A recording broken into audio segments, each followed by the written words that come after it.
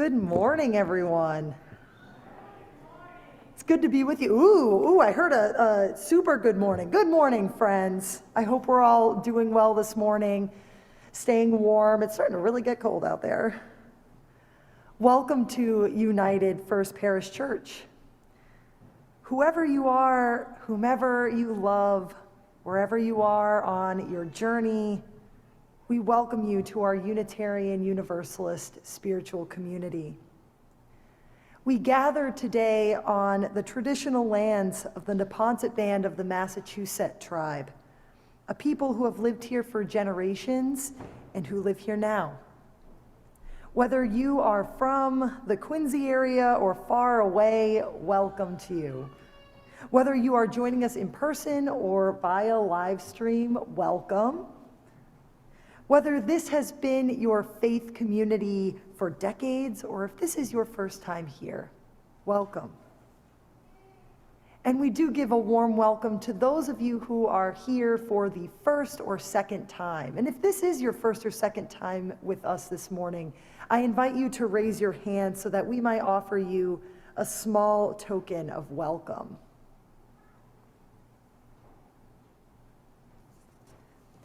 We are glad that each and every one of you are here.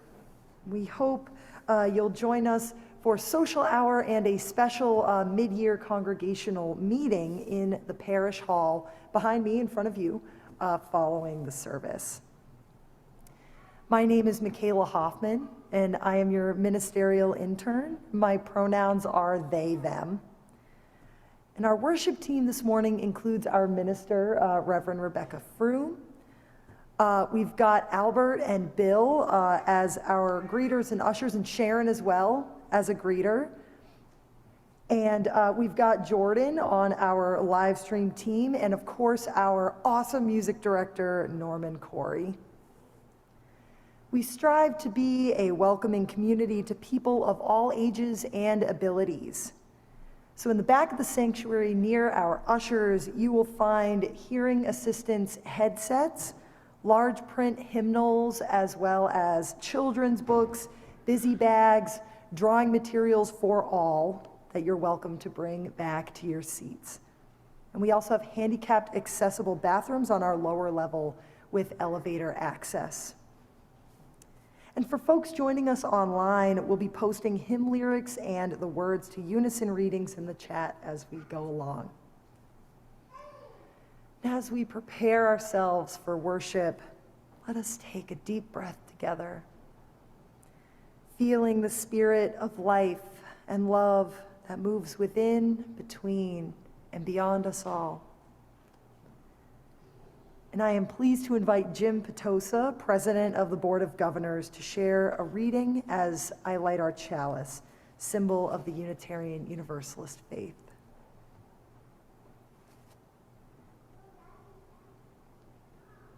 Thanks, McKayla. When McKayla asked me to say a chalice lighting today, and recognizing that this was a day that we were going to do a mid-year report about the state of the congregation, and also this big idea of reconciliation between people of different points of view, I started doing, the usual Google searching for what might be appropriate, and came upon this thought from John F. Kennedy.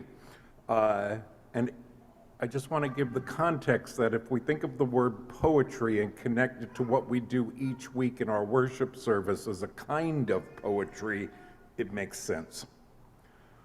When power leads us toward arrogance, poetry reminds us of our limitations. When power narrows the area of human concern, poetry reminds us of the richness and diversity of existence. When power corrupts, poetry cleanses.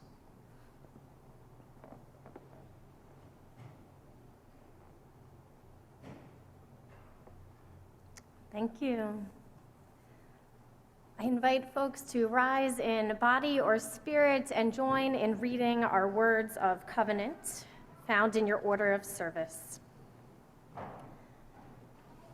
As a free fellowship of this historic church, we unite to lift our hearts and open our minds to a larger reality, to accept, support, and encourage one another, to seek the wisdom in all religions, to cherish and sustain the web of life, and to strive for justice, compassion, and peace.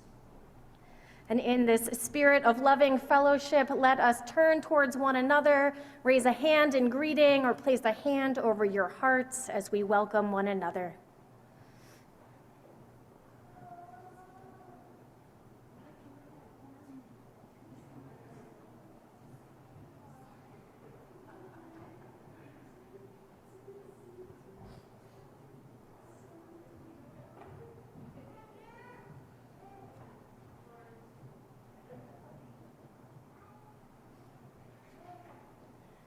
And as we remain standing, let us lift our voices in song. Our opening hymn here in this month of February, where we focused on the theme of love, our hymn is number 18, What Wondrous Love.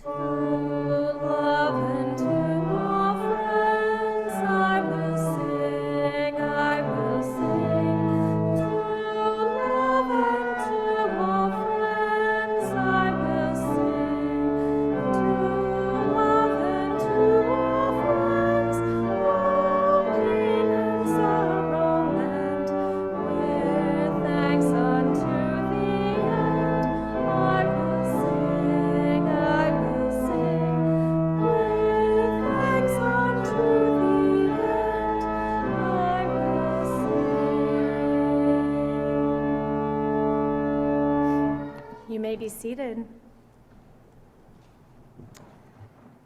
I invite our children, our youth, our young of heart, parents, Spirit Circle volunteers to come up here to this front pew for our message for all ages.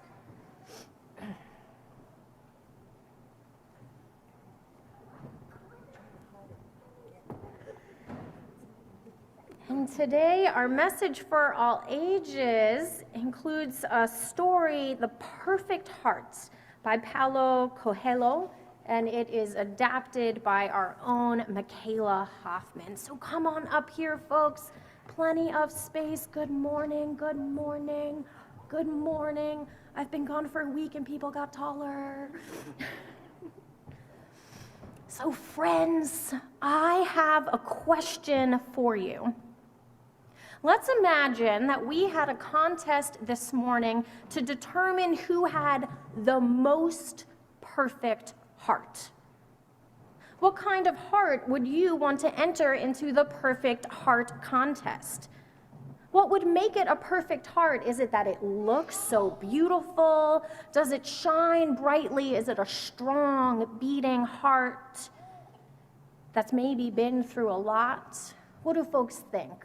What's the perfect heart look like? Do you know perfect heart? Yeah.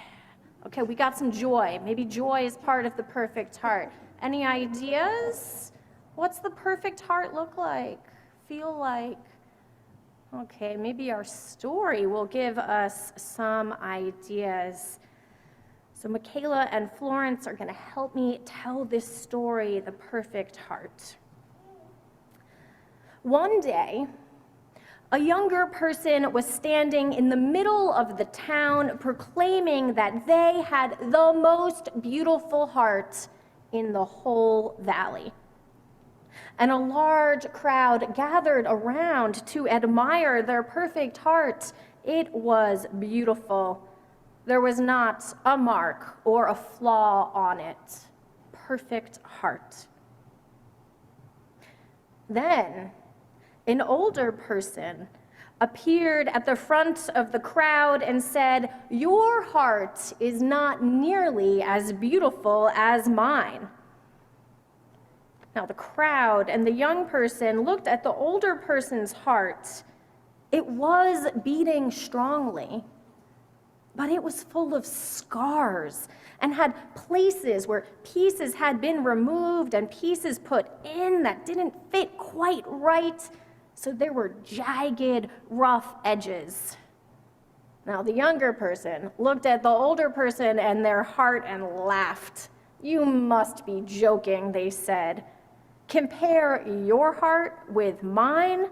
Mine is perfect, and yours is a mess of scars and tears."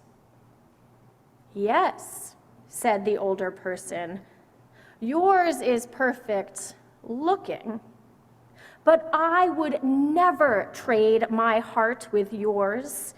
You see, every scar represents a person to whom I have given my love.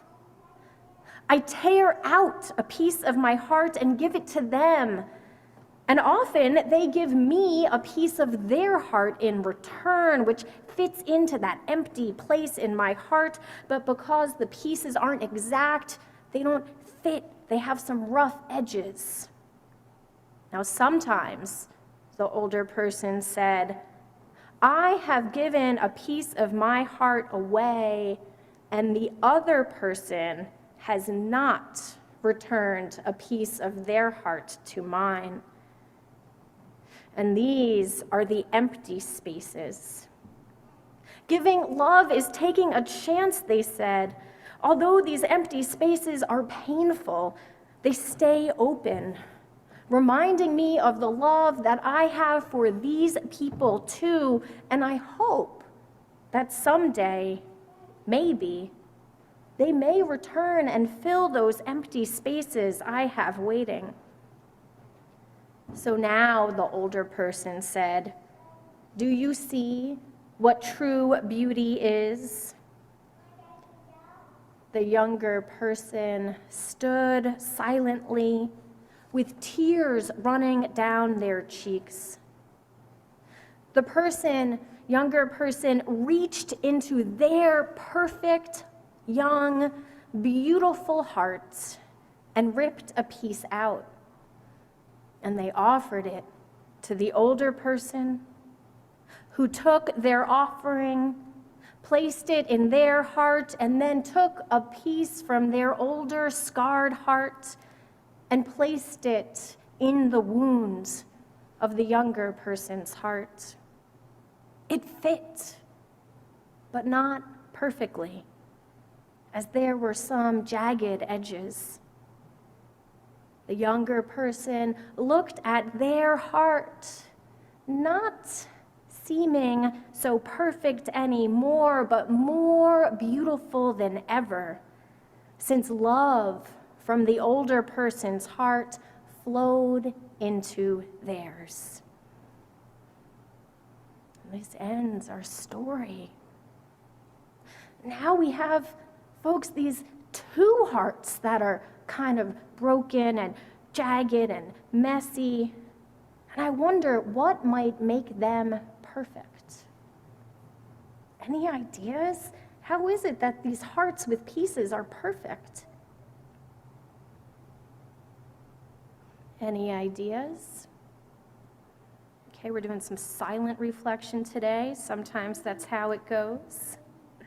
And the story helps us know that sometimes having a perfect heart means that even if it's been through pain and heartache and loss, the perfect heart is one that acts with love and compassion, like the older persons in the story.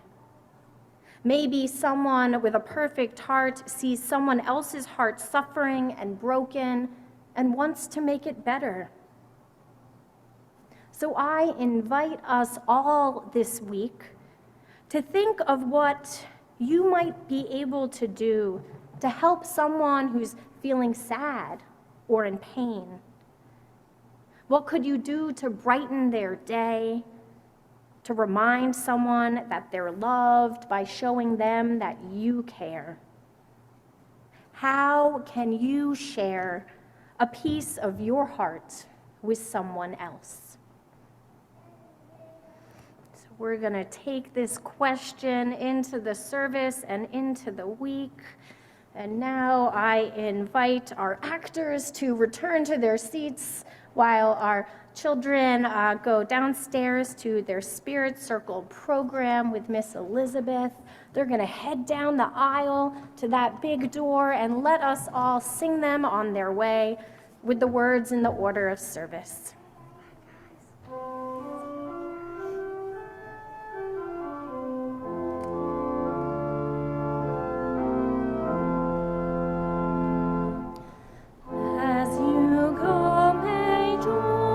Around you as you go in peace. Know our love is with you always as you go, as you go.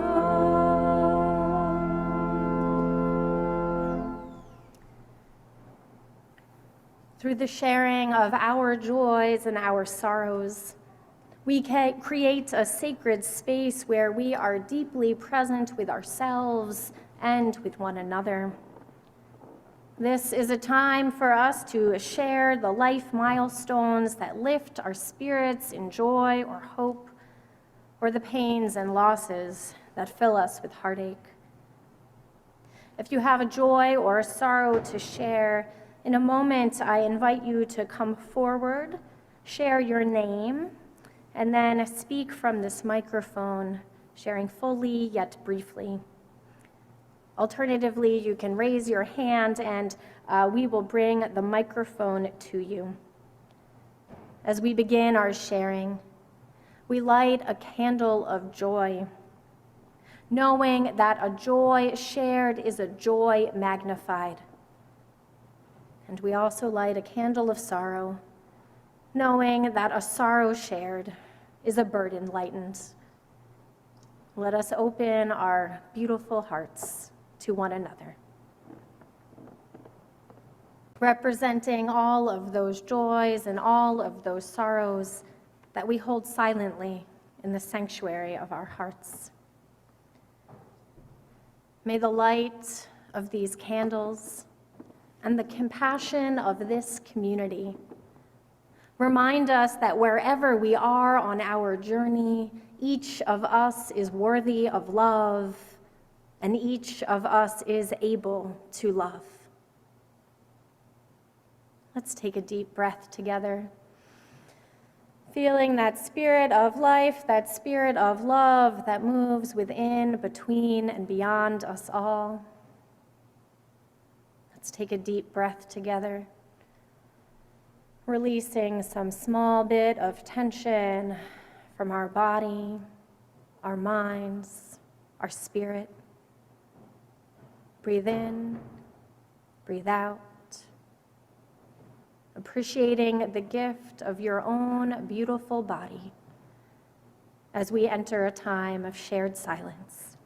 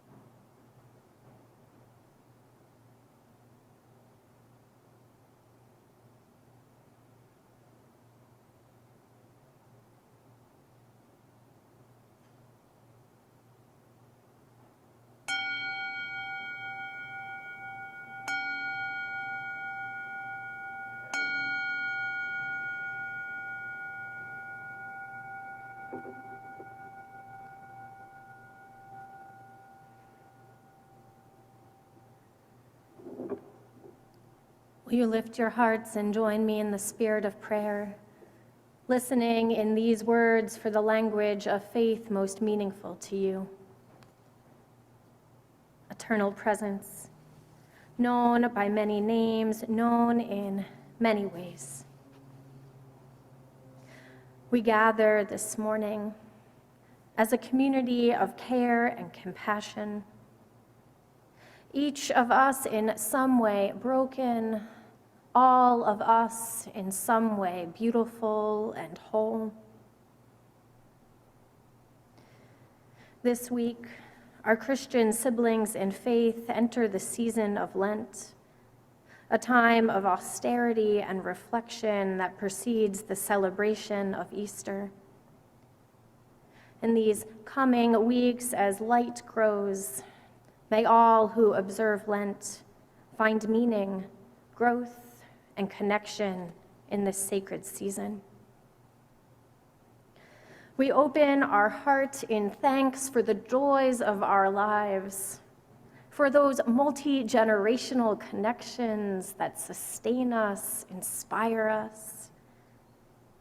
We open our hearts in joy for those whose health is growing, for those who are recovering in mind and body and spirit from hard times. We open our hearts in thanksgiving for our animal kindred who are so dear to us. And we open our hearts with sorrow for those who have experienced loss, the death of loved ones, just this week and perhaps long ago. May love be found within loss. May gratitude be felt within grief. And may we remember and be inspired by the best of that which we have shared with those who have gone before. Spirit of life and love, so much of life is a time of transition, and so we open our hearts to those who are facing both challenges and opportunities, moves, new jobs, new relationships. And source of our being, source of our goodness, there is so much pain, there is so much violence in this world. And so we open our hearts to the people of Ukraine as they enter a second year of war, and to the people of Russia who did not choose this war. We open our hearts To the people in all the corners of the world where war rages on, may we know peace and to learn to live in safety with those who are different from us. We pray this in love's name. Amen, and blessed be. As you remain seated, I invite you to join me in singing, "There is a Love." The words are in your order of service.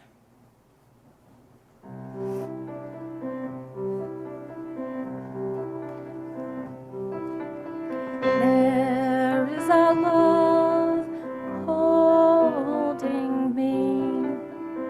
There is a love holding all that I love. There is a love holding all. I rest in this love. There is a love holding us. There is a love holding all that we love. There is a love holding all. We rest in this love.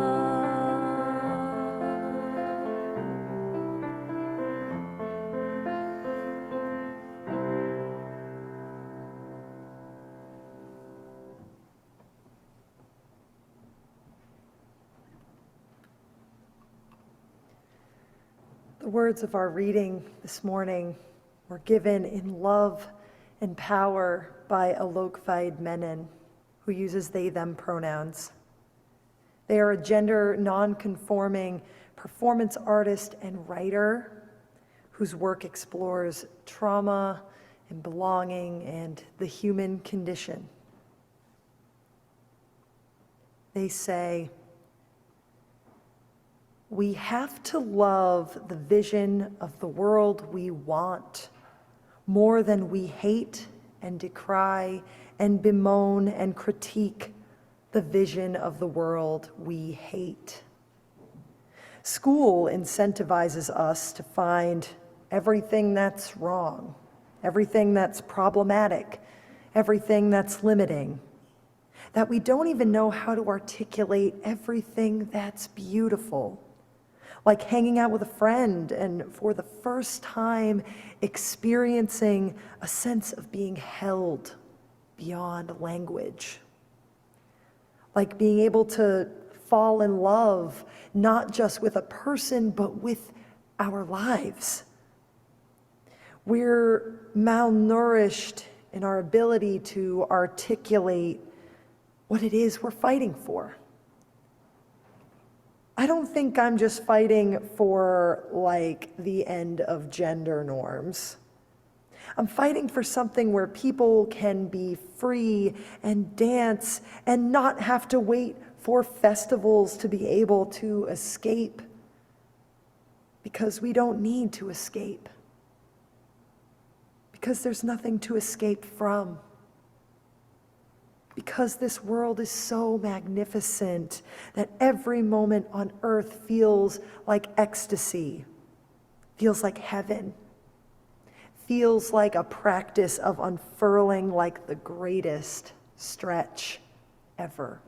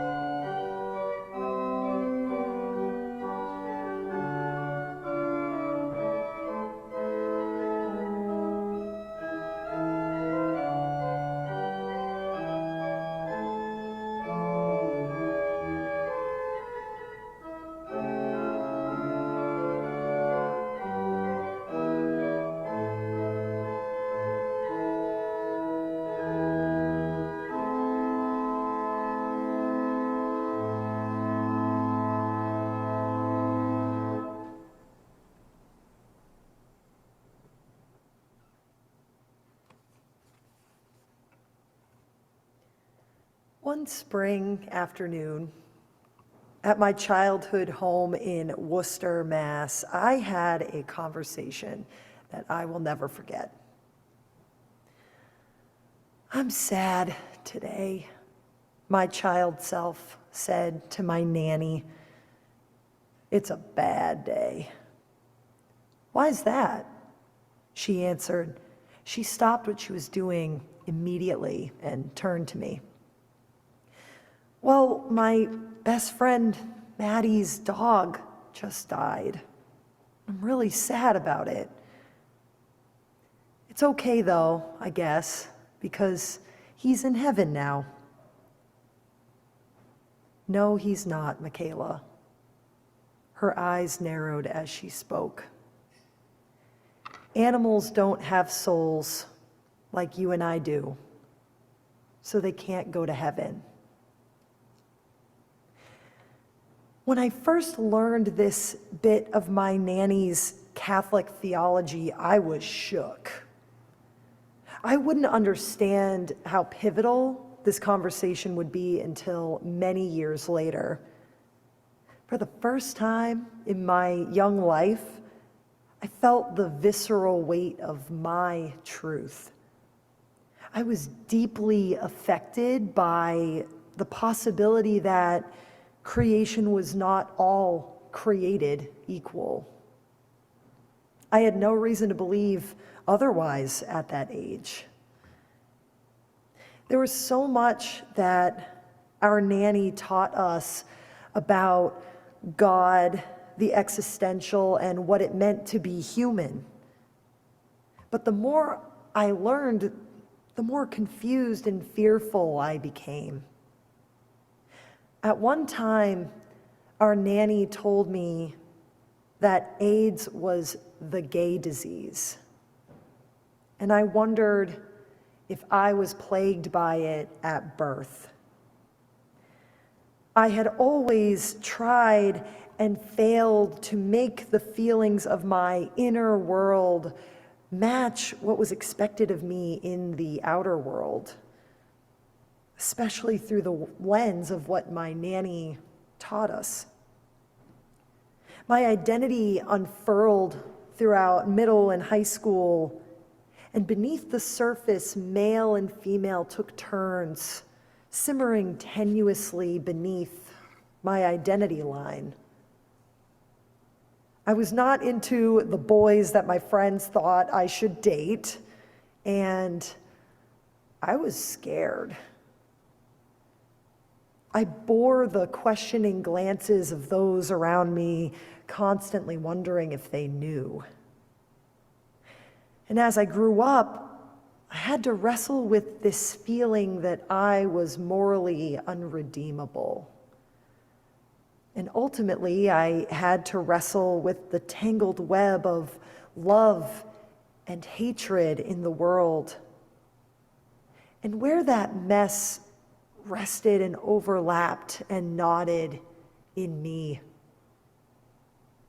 My story of growing up gender non-binary and queer is just one of innumerable examples in this state, in this country, and this world.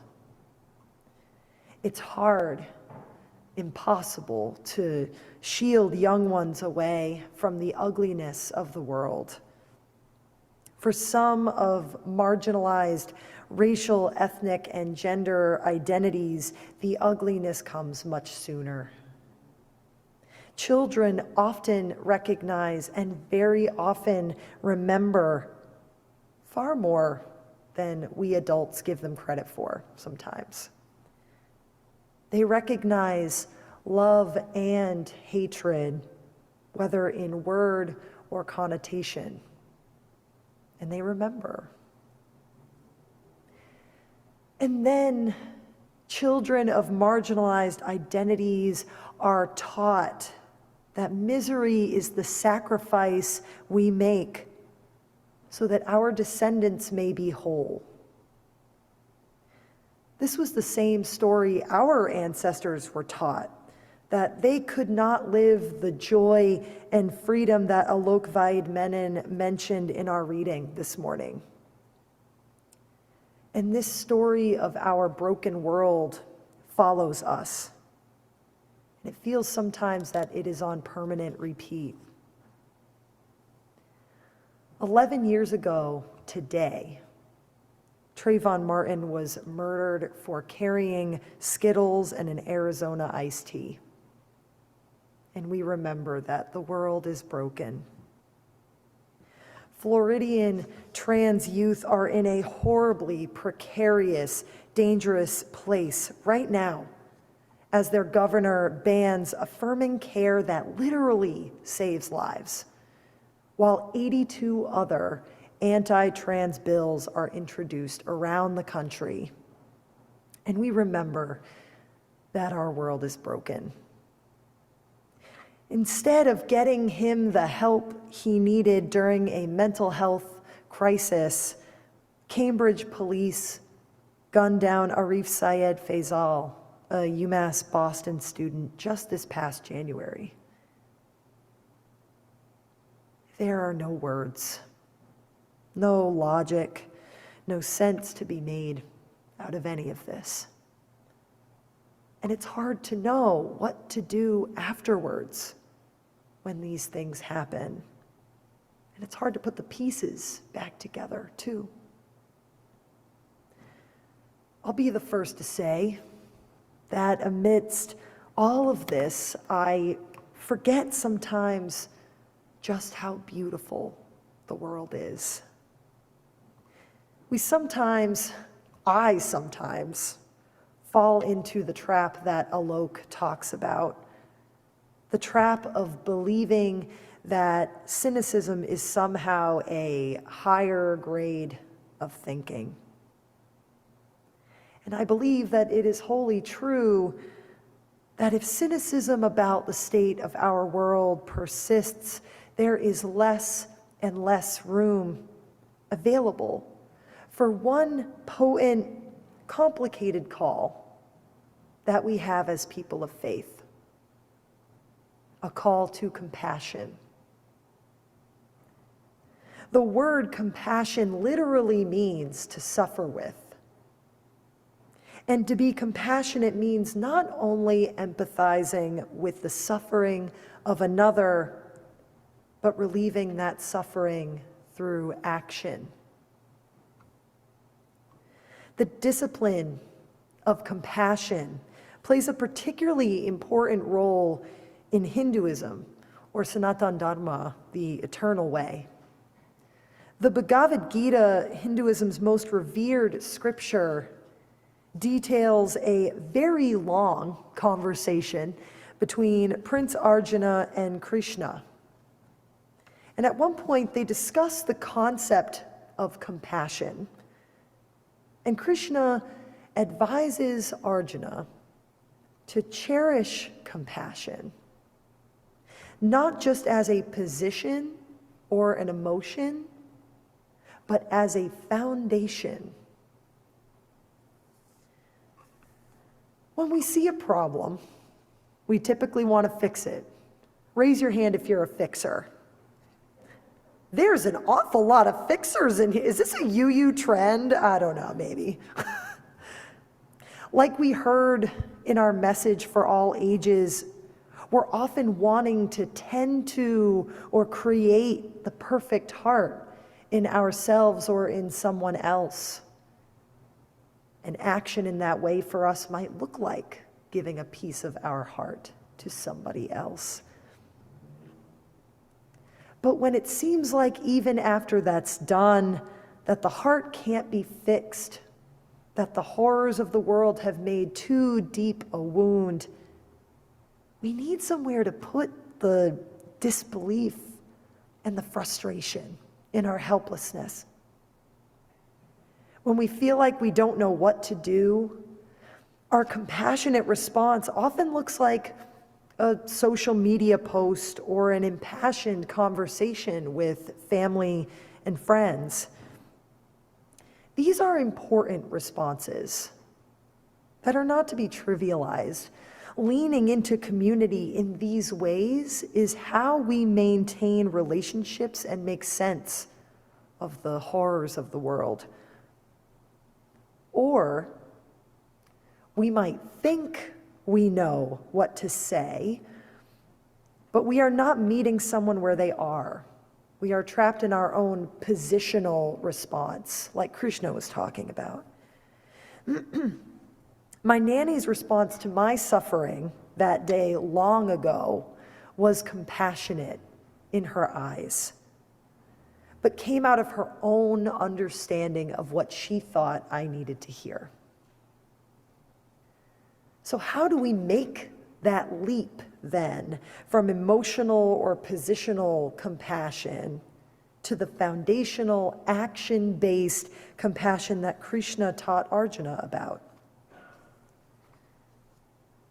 Perhaps this compassion requires a loving response. That complicated word, love, that we sometimes have an interesting relationship to, right? As UUs, we strive, we aspire in action to create spaces of wholeness, no matter where we are broken or healing.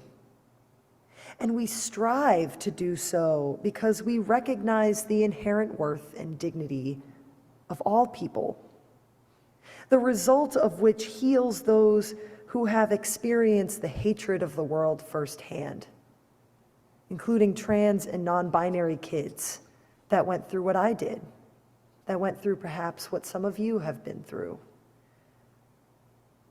And this very place, United First Parish Church, answers the call of our larger faith in lots of ways. Through the work as a welcoming congregation to LGBTQIA+ folks, through the Black Lives Matter standout that our Social Justice Action Committee organizes, through our partnership with organizations like Prison Book Program and Interfaith Social Services, we meet that call to compassionate action. And in 2016, this community, you all put your commitment to this work into our current mission statement. And you aptly chose to link compassion and love together through an acknowledgement that they must intentionally be used together in this place and outside of these walls. After the service, Reverend Rebecca will lead us in a reflection of our mission and vision statements. And I wholeheartedly encourage you to reflect on that line, grounded in love and guided by compassion. If we are devoted to love and compassion as a discipline, then, we must continue to practice leaning in and bravely risk connecting our response to the needs of this world. This practice means that we must become keenly aware of the true impact of our action or inaction. It requires that we deeply listen by stepping back and letting those most impacted by injustice guide our actions. It requires embracing risk and discomfort at the change that will follow our actions. And it requires this deep down, unconditional love of our very fallible, very inspiring human family. And if we are as devoted to loving one another in our broken world as we are decrying it, as Alok prophesied, we can be agents of transformation. So, beloveds, when we practice compassion together, let us grow a creative, pervasive love that hurts and heals, that instills hope and challenges us to change, and that actually leans in closer when we are convinced it's moving further away. Let's rewrite our collective story as one that will teach our descendants how to do the work of love in a messy, hurtful world. Let's strive to pass this love on to someone else who can grow it like a seed in the fertile soils of their own hearts. Let's live into that as a mission, not just as an aspiration, so that love will always guide us. Amen. Blessed be, dear ones.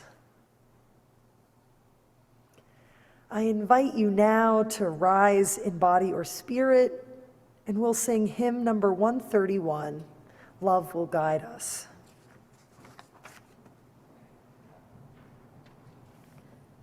Which note is different than what's printed in the order of service. So 131, Love Will Guide Us.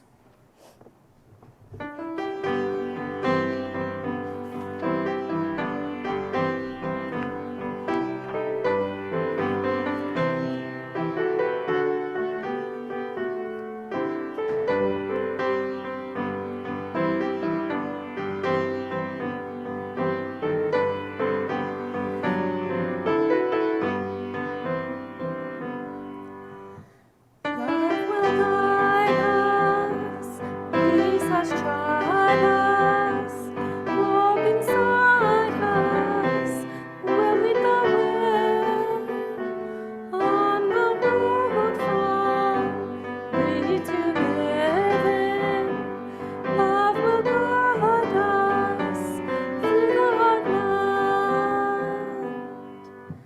If you cannot sing like angels, if you cannot speak before thousands, you can live from deep within you.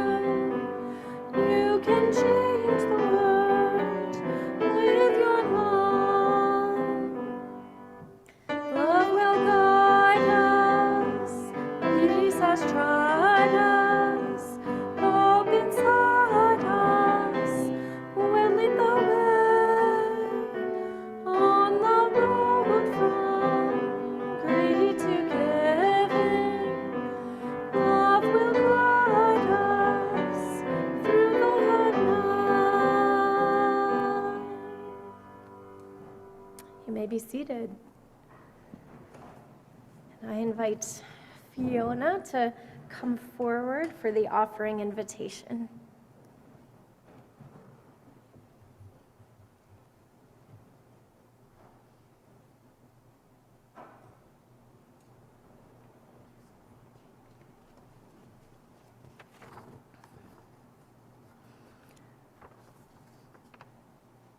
I haven't been a part of a congregation or a faith community. I haven't been a part of any other one in my adult life, and so I don't have a lot to compare it to. But what I do know is that this congregation steps up. From putting on events like the light or fire luncheon and chocolate celebration, potluck game night, from making sure we have a live stream presence for our friends who can't attend, to making sure our voice is heard in the community for social justice issues. We have some amazing committees running in the background, amazing leaders who make all this happen. We appreciate all the work that you do to keep the services running and keeping this experience what it is. Your offering supports what future church leadership can do. Thank you.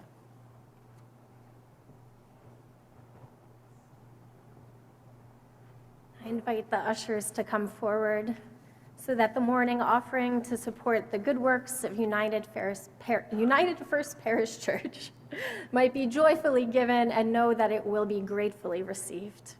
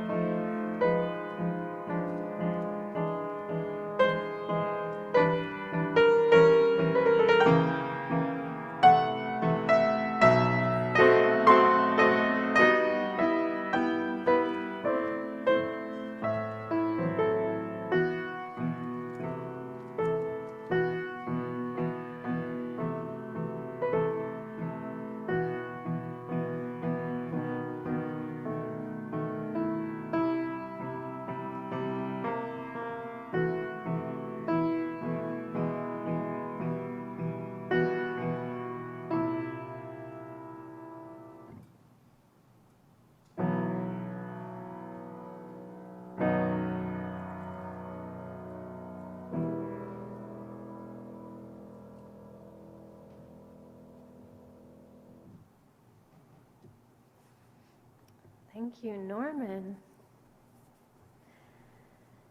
Here at United First Parish Church, we gather in many ways to nourish the spirit, to grow in community, and to make our values known in the wider world.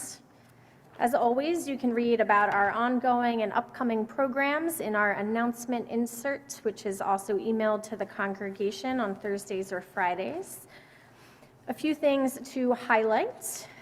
Today, as mentioned, we are having our mid-year congregational meeting that will happen in the parish hall around noon as social hour kind of winds down a little bit. And this is for members and also for friends. This is we're not voting on anything today. That comes in May. We're going to do a reflection exercise on our mission and vision, and then hear some updates from congregational leaders about what we're excited about and proud of and looking forward to this year. Looking ahead, please save the date for Saturday, March 25th in the evening. We are having our Spring Fling fundraiser dinner with music from our house band, the Radiators, and good time.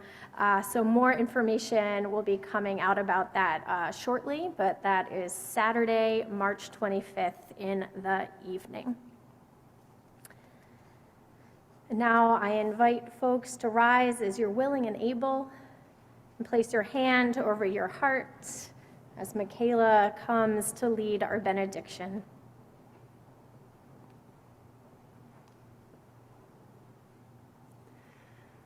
The words of our benediction are by Courtney Walsh. Dear human, you got it all wrong.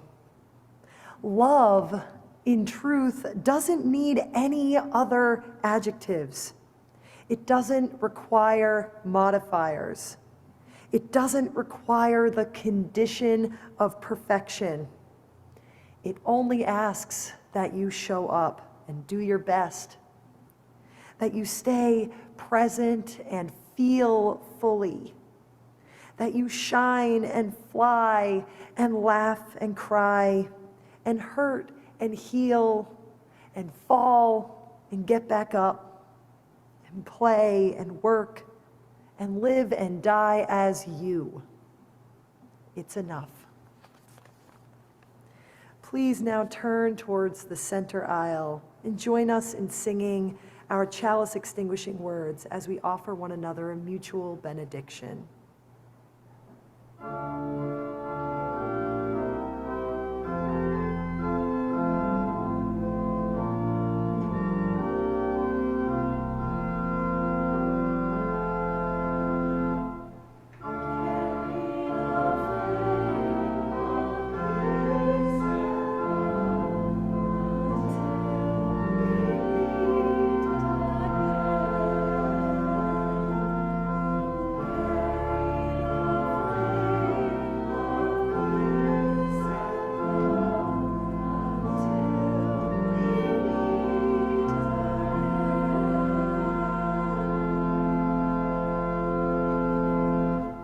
Blessed be.